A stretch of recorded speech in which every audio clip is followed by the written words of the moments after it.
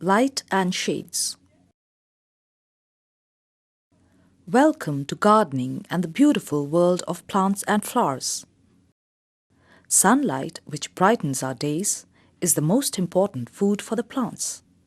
It helps them in carrying out the process of photosynthesis. Some plants need a lot of direct sunlight, while some prefer shade or indirect light.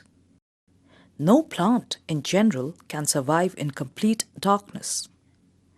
As a budding gardener, the first thing we should check is the light characteristic of the garden plot. Start by making a rough sketch on a graph paper of the garden plot. Note down the position of sunlight as it moves across your garden during the day. Take your readings in the morning, afternoon, and evening. Mark out which beds will be sunny, partially shaded, or completely shaded. This exercise will help in choosing the appropriate plants.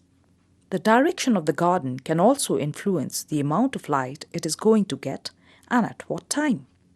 The east-facing gardens get good morning sunlight, west-facing gardens get normally afternoon and the evening sun only.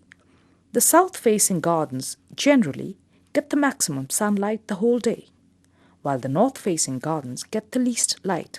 If you have a compass, mark out the direction aspect of your garden, as it may help in understanding the gardening literature, which refers to this aspect many times.